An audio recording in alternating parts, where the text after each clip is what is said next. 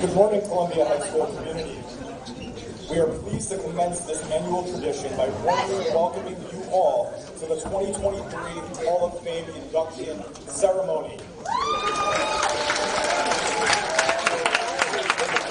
We are so honored, humbled, and grateful to celebrate with you all Columbia High School's past, present, and future.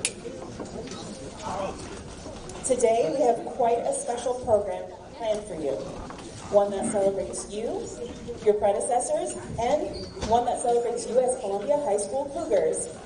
Today is a day to sit back, relax, and listen to the stories of two of our remarkable alumni who walk the halls of CHS before you. Today is a day to learn from their experiences. Today is a day to be inspired. On our stage, we have Columbia High School Hall of Fame co-chairs Stephen Alexander and Alexa Kaplan, and CHS Hall of Fame committee members Scarlett Friedland and Naomi Abrams.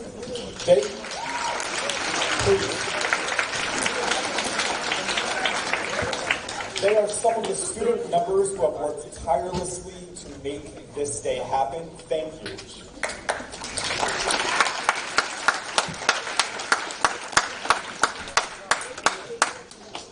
Without further ado, we present to you Hall of Fame co-chairs Stephen Alexander and Alexa Kaplan.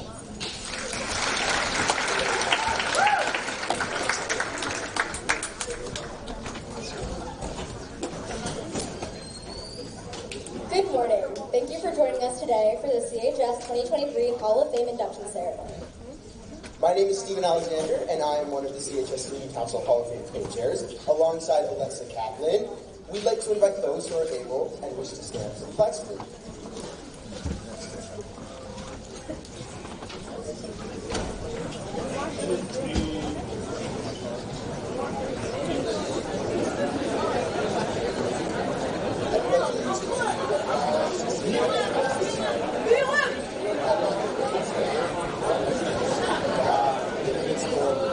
Justice.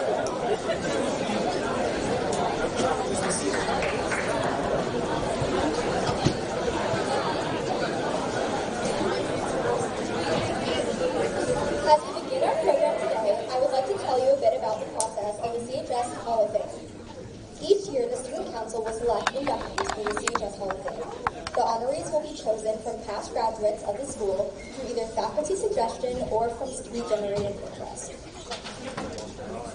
The former graduates should be distinguished in their current fields of endeavor, be leaders in their professions, and be dedicated towards the betterment of society, so that true assessment of their importance can be made. Inductees should be at the peak of their careers. The designation shall be kept a secret, known only by the people involved in the selection process that year. And in the springtime, which is now, the honorees will be announced, and an all-school assembly will be held, which is what we're at. During this celebration, we aim to honor the former students, induct them into the Hall of Fame, and allow them to speak to the students, and exhort the audience to also strive for excellence in their lives after CHS.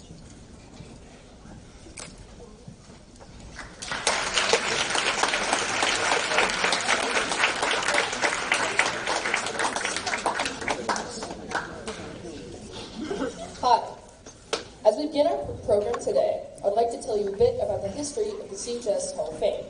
As many of you are aware, Columbia High School is a special place. Many CHS graduates have gone on and continue to go on to do great things in the world. From doctors to lawyers, activists, actors, athletes, artists, musicians, producers, designers, and the list goes on. In the mid-1980s, the CHS Hall of Fame Committee was established as a part of the Student Council to recognize the vast accomplishments of its graduates. In 1985, the Hall of Fame inducted its first two alumni, senior U.S. Circuit Judge Amalia Pierce and world-renowned actor Roy Scheider. Since then, every year the committee has inducted anywhere near from 1 to 4 former students who had demonstrated academic excellence during their time at CHS and have gone on to influence the world around them in positively meaningful ways. Before we honor this year's alumni, let's take one last look back.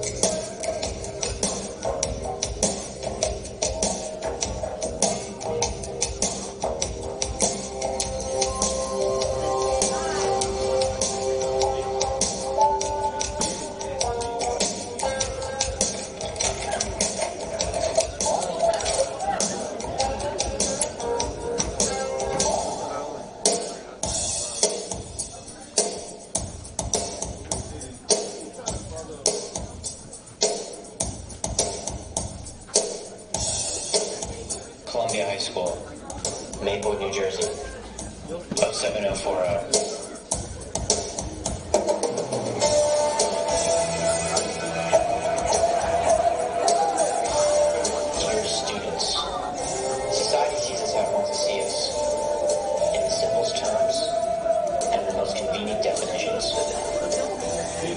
We are seen as the brains, the athletes, the basket cases, the princesses, and the troublemakers.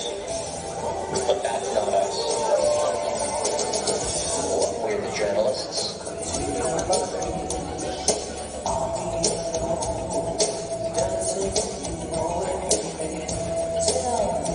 The scientists. In problem solving, one kind of problem doesn't mean you're good at solving another. What energy to keep the bee from even when working on flowers. Much of those must get needed so that the bee can make Professional athletes.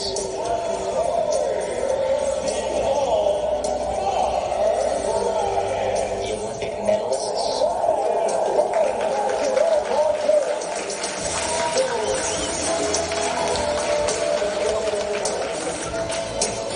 The lawmakers. The entertainers. You're going to need a bigger motion.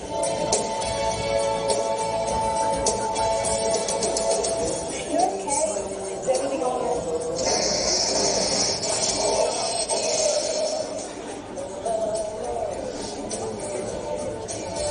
Oh, this man, I just want to get back together. Right? What's he doing here?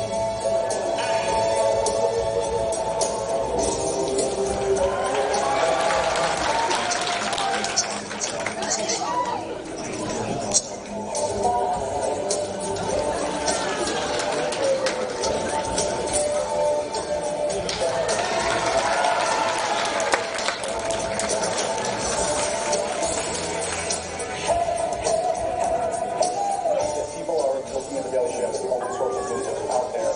And that's a sad commentary on the news.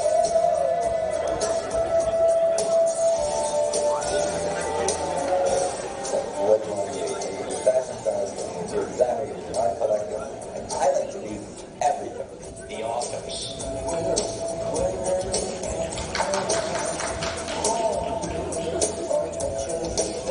The musicians.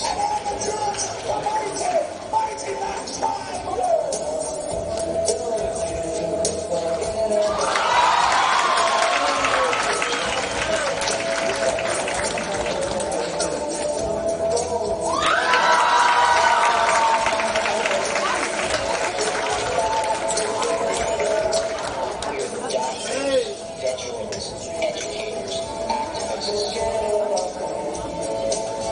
the disruptors.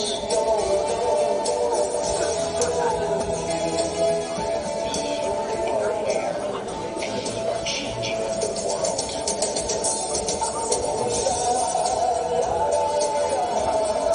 Sincerely yours, Columbia High School.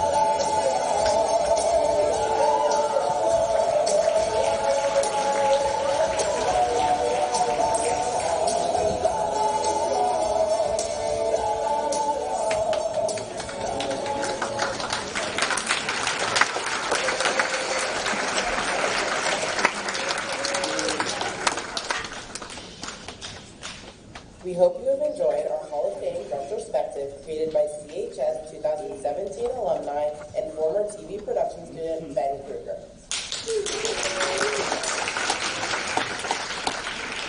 Today, we'll be adding 2 more alumni to the list as our 2023 inductees. We know you'll enjoy hearing about their journey through CHS and the legacies that they have created. And we hope that their stories will inspire you to one day become a part of this wonderful tradition with your own plaque in our Hall of Fame. Please enjoy this video clip looking back at a major accomplishment of our first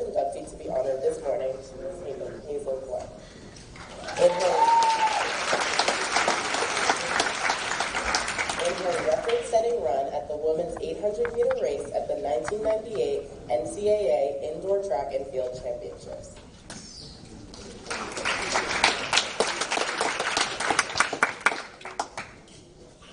Ready now for the women's 800 meter. Collegiate Park, 2 minutes, 2.05 seconds. A good field. Hazel Clark, the junior from Florida, is the younger sister of Joetta Clark, one of the all-time great American indoor runners. The meet announcer here, Bob Hirsch, had an interesting tidbit on the woman in the lead. You're looking at Hazel Clark. He said if she's able to win today, the last victory by a Southeast Conference athlete at this event, at these indoor championships, was back in 1983, and it was Hazel Clark's sister Joetta that won back then. Over 15 members of her family, I think the figure was actually 16, of relatives and friends came to cheer Hazel on here in Indianapolis. Older brother is J.J. Clark, who coaches not only Joetta, but also Gerald Miles Clark, a terrific long sprinter. He married. And there you see they're coming up to the 400-meter mark, and Hazel has got now taken control. 59.94, very good, solid pace. I think she's the class of this field. The rest of the athletes are going to try and hold on here through what might be a difficult next 2 laps, Bob. Running in second is Julian Reynolds from Georgetown. Shantae Earl from Pittsburgh. She and Reynolds, just sophomores, runs in third. But Clark, who led her heat race, won it from the front, once again showing a lot of courage and a lot of fitness as she leads the way here. Look at this lead that she's opening up. Interestingly enough, at the age of 16, this woman in the lead said, I just started to do track when I was 16. Before that, I wanted to be my own person. I didn't want to follow in the footsteps of my sister Joetta. She said, and after falling on my face so many times in figure skating and finally cutting my face open, she said, I figured, why not try running? And this is the result. Well, she's running the kind of race that her big sister made famous.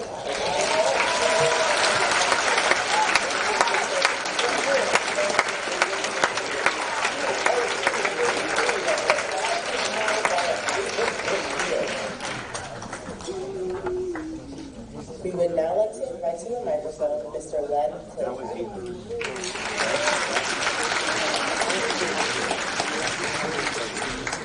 Good morning. I appreciate the opportunity that Hazel has given me to introduce her, and listening to the words on that video you just looked at is really the beginning of the story, which we'll get to in a moment. First, a little history about the track and field program. A gentleman by the name of Bruce Wasp and myself in 1975 started the women's program. Title IX had a lot to do with it, bringing women's sports to America in high school and in college. By the end of the 70s, your high school, Columbia High School, was not only the best in the state of New Jersey, but one of the best in the nation.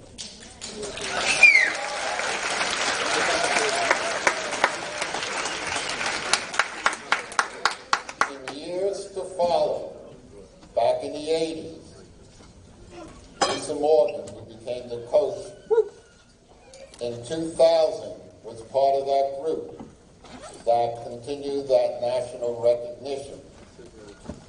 She and Jason Jackson, who's also sitting here to honor Hazel, was part of the growth of that program. Each decade it got better and better, and it was known as one of the best programs in the country.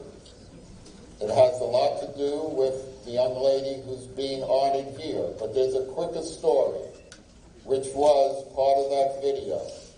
She did not want to be a runner because she was following a legend. She would never know that she herself would be a legend. So it was a difficult choice. Her first 2 years, she did not attend Columbia High School. She tried to make her way as a basketball player. We're glad you weren't that good, Hazel. And eventually, the family, but mainly her, decided, and this is the lesson, don't worry about what other people think of you. Do what you think is best for yourself. And what has happened is she became her own legend. Her sister is sitting here right now. Joetta, can you raise your hand, please?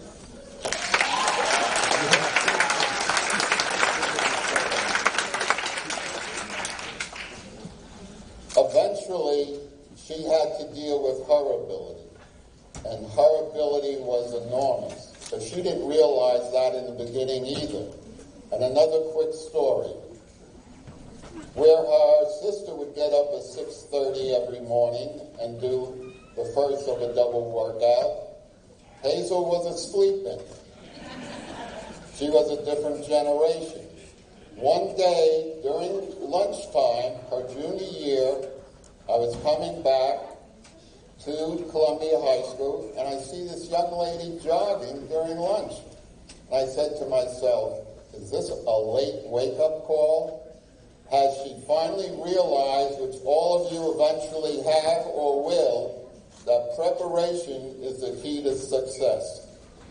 She was beginning to do her double workouts on her own terms, where it was best for her. And eventually, she would become, her junior year, the state champion in New Jersey with only 2 months of training. That's how good her talent was. The following year, she would become a state and national champion, one of the best in the country, by going her way and doing it her way.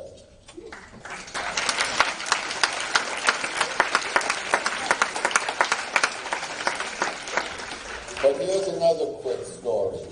As a coach, when we went out to the Golden West, that's where the Nationals were held in 1995.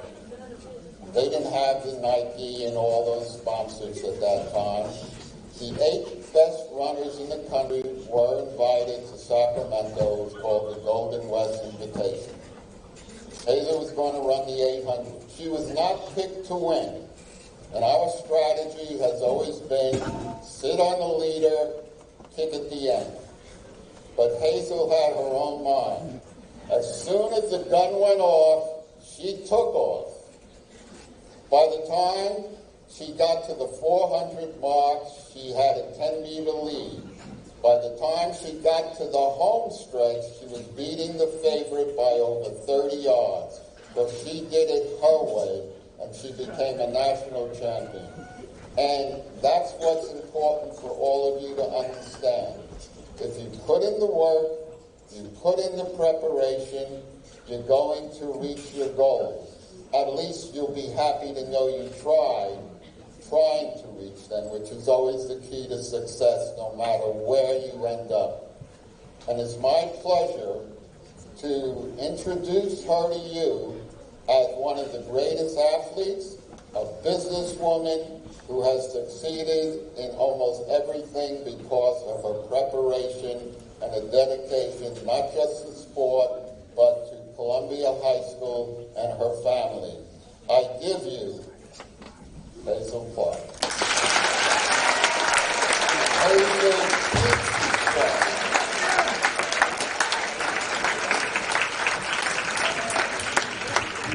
Wow, this is such a great homecoming. First of all, I want to thank all the students for the energy. People were dancing when I came in here. The jazz ensemble was awesome. I just appreciate this homecoming so much. Yeah, many props to you guys. It was absolutely amazing. On the way home, on the plane, for the last few weeks, I was thinking, what do I want to say to the students of Columbia High School? This means so much to me. This is my home. I speak to a lot of students, but you are family to me. And I decided that I just wanted to talk from the heart, and some of the things that I was going to say have been said. When I was your age, I remember having a lot of self-doubt. I remember being worried about comparisons. Some of you are pretty young, but my father had a movie made about him, Lean on Me. Morgan Freeman played his role, and he was on the cover of Time magazine, and he carried a baseball bat, and that was a lot. Then I had my older sister, as you heard, who was a legend in sport, an Olympian, and a businesswoman, and my brother, who's a full scholarship athlete, state and national champion, and then he goes and marries my sister-in-law, who's an Olympic gold medalist. And you guys get the situation. It was pretty intense. And so I just remember thinking, where do I go from here, and how am I going to find my way? And my original strategy was that I would just avoid running at all costs and just, not even try because I didn't want to fail. So as you heard, I tried every sport under the sun. Mrs. Wright had to cut me from the basketball team. I didn't have it. She broke my heart, but thank you, Mrs. Wright. You knew what was best for me. And I ended up at figure skating. And I'll never forget, I went up for a jump, came down face first, knocked myself out cold. Woke up in the hospital, and my father said, I've had enough, you're running track. And that's how I started track and field. So there was no push there. But the point is, I got pushed out of my comfort zone, and I always think to myself, what if I would have just given up on myself before I started? I never want any of you guys to be afraid of failure and let failure keep you from trying. And that's the only way you fail is if you don't try, right? And, success is failure turned inside out. On the back of any time that you're disappointed or you don't do what you want to do, there's always success on the other side if you keep going and you learn from it. So that's the first thing that I wanted to tell you that I've learned in my life and that I needed to know when I was your age. Something else, there are a few other things that I want to talk about, but also I just want to talk about a superpower that's helped me through life that I want all of you to have, and I know as Cougars we have it inside of us, and that's the bounce back. Because you're not going to meet a successful person who has not failed. You saw my highlight reel, but I can guarantee you there are a lot of races where I lost, where I didn't perform the way I wanted to, but I had to keep going and I had to bounce back and learn from those losses. So I want you to have that bounce back, that short-term memory, that belief that even if you failed the first time, the next time you're going to find success.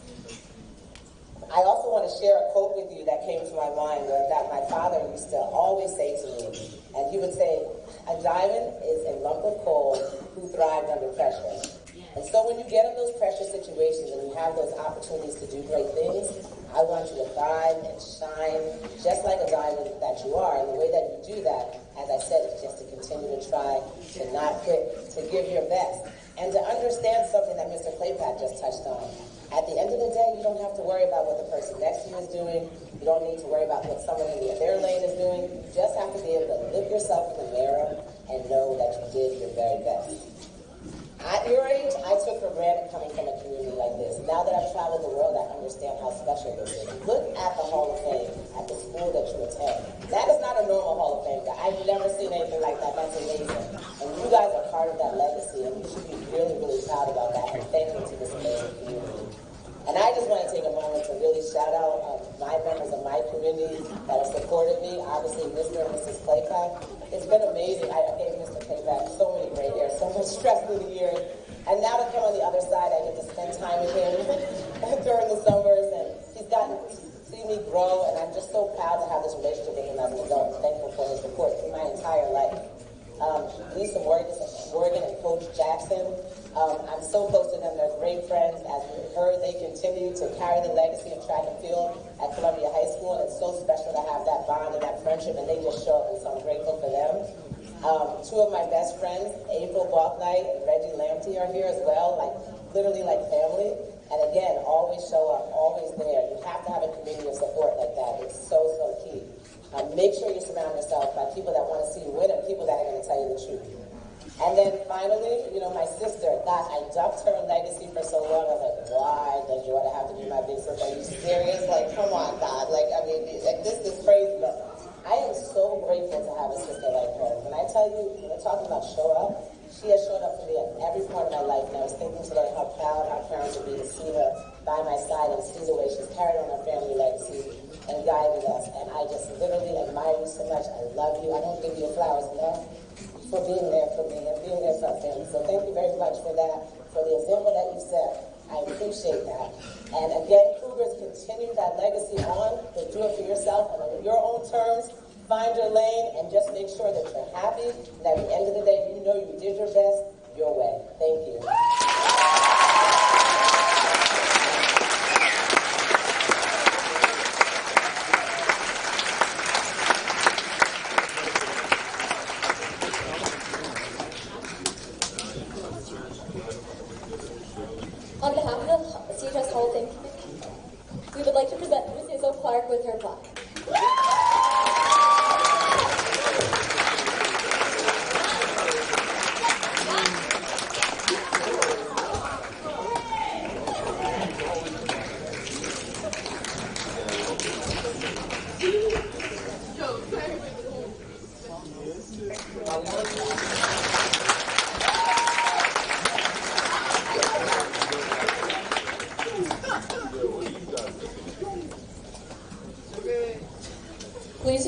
video clip of an interview with our second inductee to be honored today, Mr. Dr. Michael P. Jeffries, as relates to the first published work, Painting the White House Black, Barack Obama, and the Meaning of Race in America. I want to go right into some of the things that you have lectured about, and specifically about issues involving race and gender and equality. And I want to ask you about a couple of books that you've authored and sort of pick up the topic from there. You authored a book called Paint the White House Black, Barack Obama, and the Meaning of Race in America. Can you give us an idea of what that book is about and why it's significant as it relates to race? Well, so many of the books that are written about Barack Obama and the Obama family tend to focus on his biographical details because he has such a unique story and his memoir did so well. People want to learn the details of his life. But I try to stay away from that as much as possible and figure out what broader lessons we can learn about race and racism from studying Barack and Michelle Obama and their rise to the White House. So I've got a chapter in there, for instance, on multiracial identity. And what does Barack Obama's candidacy and his presidency say to us about what it means to be biracial and multiracial in America? And for that chapter, I actually interviewed young students who identify as multiracial and biracial to get their perspective on the Obama's life. That was one thing. Another issue that I looked at was Michelle Obama's rise in her career as a public figure. And she sits in a very different time historically than black women from other epochs because she's a black woman who has made it. And so many of the racist and sexist critiques that are thrown her way are based on the idea that because she went to Princeton, because she has a successful role, because she sits in the White House, she no longer has anything to criticize. She doesn't have the right to criticize America. She doesn't have the right to bring up racism and sexism because she's supposed to be beyond that. So that's a case where when she's made these statements and stuck up for herself as a black woman and talked about her struggle to make it to where she is, she receives some sort of an unfair criticism in that respect. And so I use the book to unpack those standards that she's held up to as a modern black woman. One of the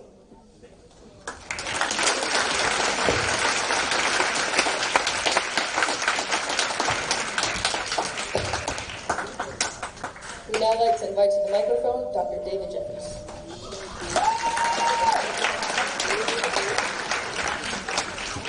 Hello, everyone.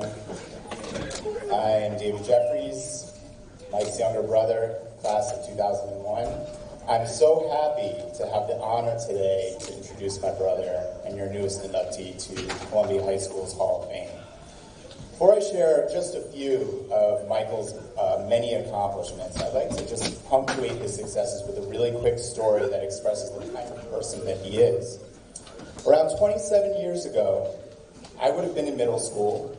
Michael would already have been a student here at Columbia. Back in those days, the spare key to our house was often left to me because I was often home first after school. On a particular spring day, I had completely forgotten our key at home.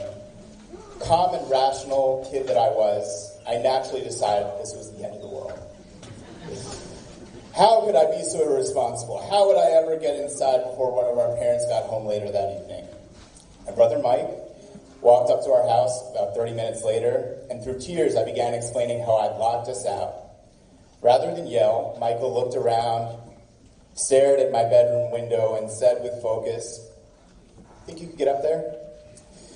A few minutes later, waist deep in our front yard's bushes, Michael gave me his knee, then his hands, then his shoulders.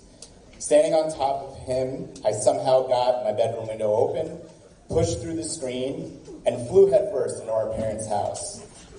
We both cheered. Michael told me throughout the entire ascent and as I barreled through the window to our house that I was awesome. Rather than make me feel irresponsible, he made me feel like I was part of some shared success. It had turned out to be a good day, and I think this outlook speaks to Michael's character. Panic does not come easily to Michael Jeffries. He assesses risk, calculates success rates, gets moving, but also brings you along for the ride, offering support and insight along the way. He understands that we succeed when we work together, and he elevates the people around him. Through his teaching, scholarship, and commitment to social justice, I am confident in saying we all stand on his shoulders. Less than 5 years earlier from that particular lockout day, Michael had moved from Divness Park in Brooklyn to South Orange.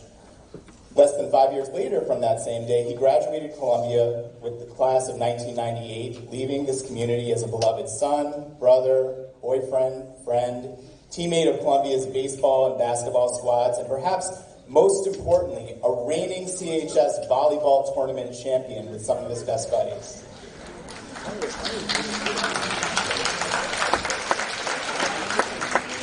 He was bound for Swarthmore College in the fall of '98.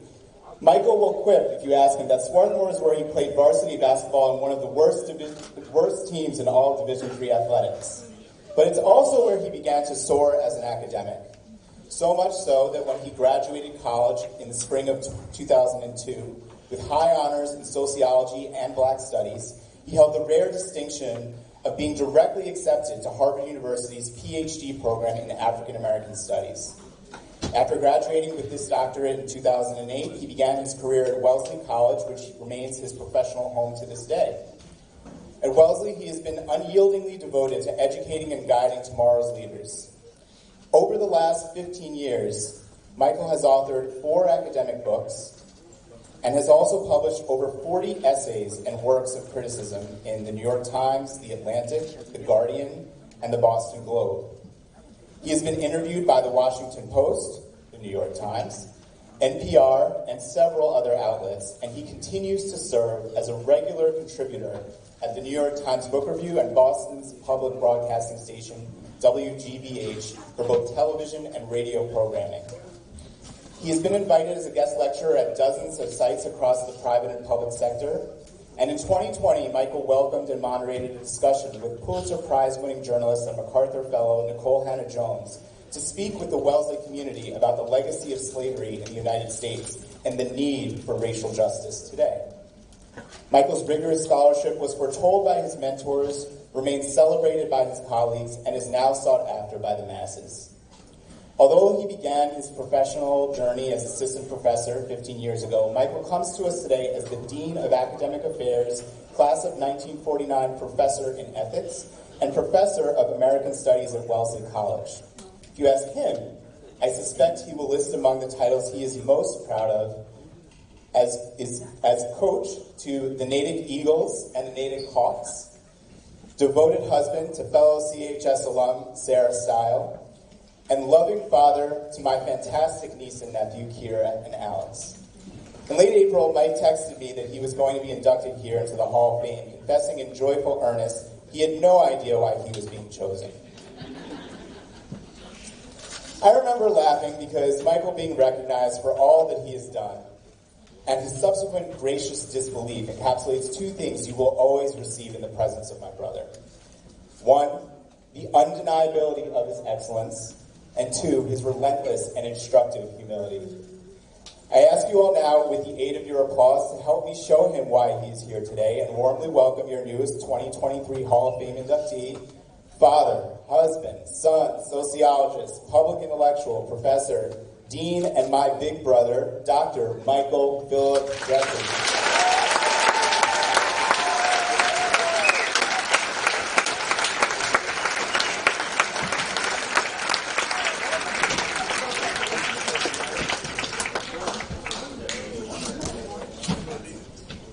Thank you so much for that introduction. I want to thank the committee for inviting me here today. I want to thank Sarah and Kira and Alex for their love and support. I want to thank my parents. I want to thank Dave, my other sibling, Julia, also a CHS alum. My friends who are here to support me, and the faculty and staff at CHS and all the other teachers who have helped me along the way. I also want to congratulate you, Hazel, and let you know what a standard of excellence you set for all of us. Your name rang bells around here, so I just want to give you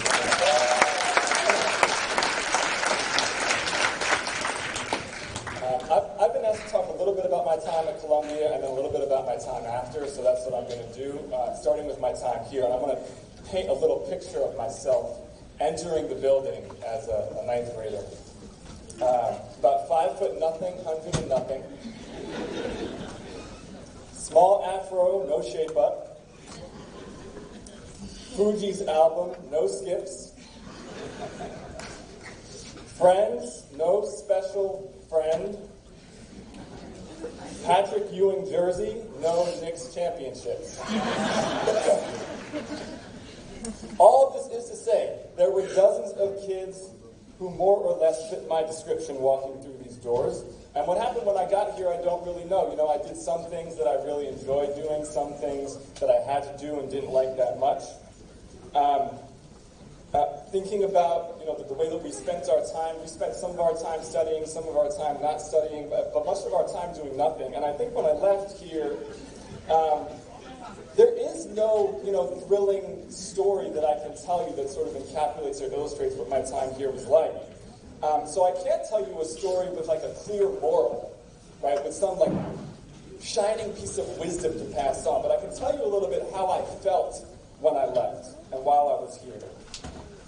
I felt normal. That's not a common feeling for folk who are in high school. But I really felt that there was acceptance here.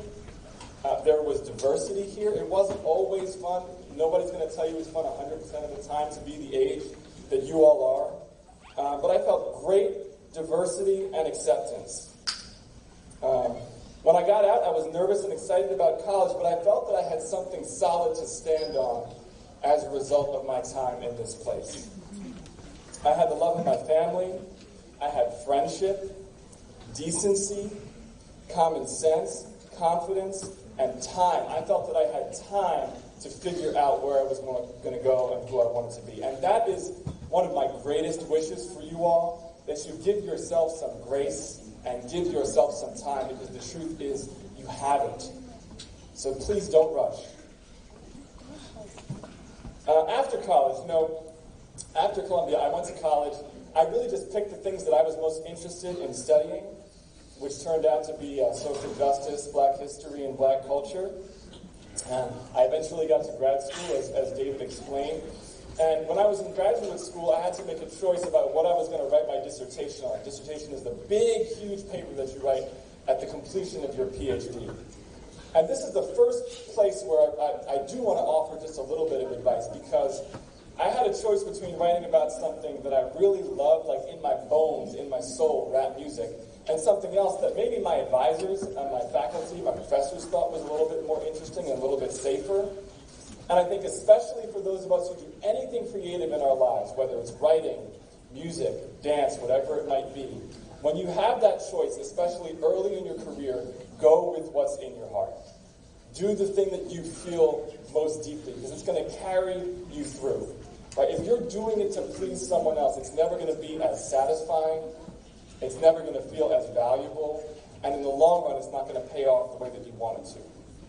The other piece of professional advice I can give is about following your passion. It was so great to hear your story, Hazel, learn more about your story, and to hear Coach Claypack talk about that work ethic, because you need that passion.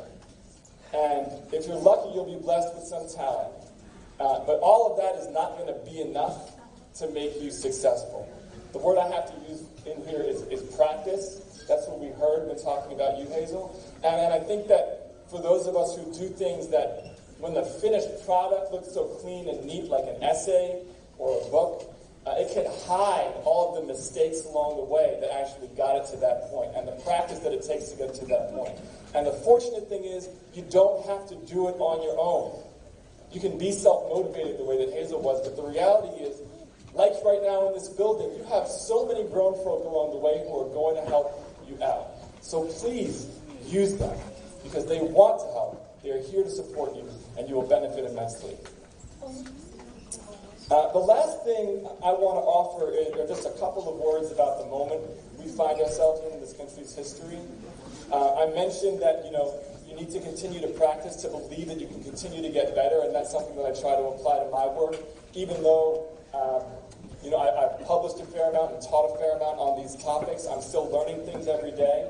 And like many of us, I've learned some hard lessons about this country in the past few years. I've learned about cruelty in politics.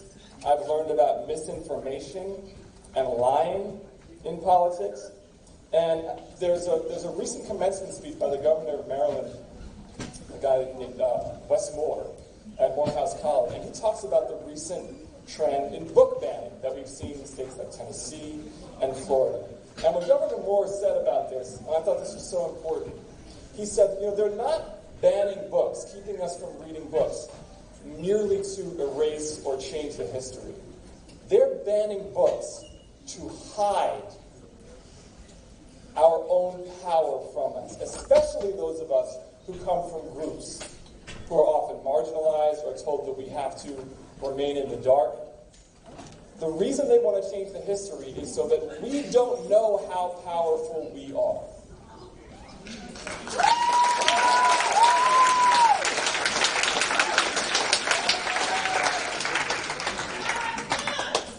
So especially if you belong to one of those groups that's never been able to take things for granted, the attempted erasure of history is an attempt to trick us into thinking that we can't make a difference. The reality is we made the history. We dragged this country toward a better version of itself. And they can erase, if they can erase the history, they think they'll be able to hide our power. In the time of big lies, this is the biggest lie, the lie that you are powerless. The truth is, all of you are the difference makers. Nobody knows this like those of us who work in education, whether it's higher education, high school, whether we're professors, teachers, coaches, counselors. We, the educators, are pouring all we have into you because we know how powerful you are. We know you are the change makers. It is a great act of faith on our behalf. We believe in you. And you pay off that belief, and you make us so proud. So thank you. I'm proud to be home with you today. Thank you for having me.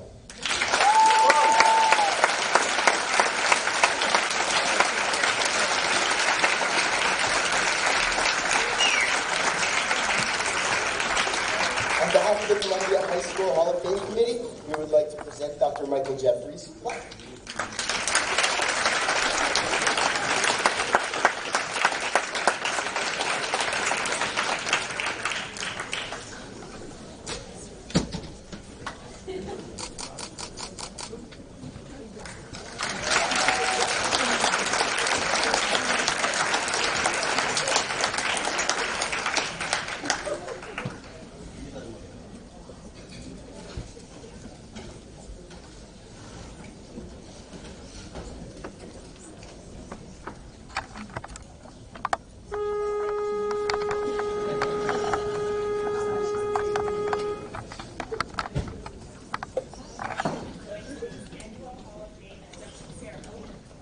And it leads you to reflect, to strive for more, and to leave this program inspired.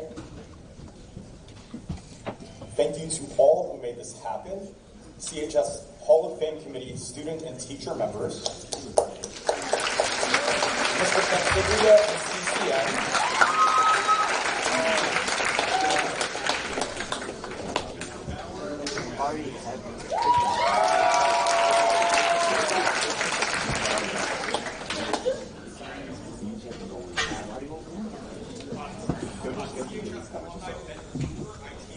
custodial staff, SOMEA President, Ms. Lopez, CHS administrators, Ms. Goncalves, Mr. Porfido, Mr. Sanchez, our previous Hall of Fame advisors and members, including Ms. Hannah Edelman and Ms. Carol Petralia, for their ongoing support of Hall of Fame, and of course, this year's Hall of Fame inductees, Ms. Hazel Clark and Dr. Michael P. Jeffries.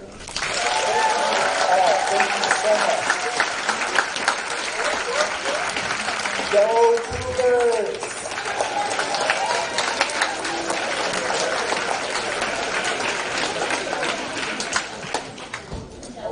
So this concludes our first program. We're just going to ask that the folks in the center area stay seated for a moment, and we're going to allow the folks on the left and right side to dismiss. You're going to go to period 4. Folks in the center, if you don't mind, hang tight for about 2 minutes.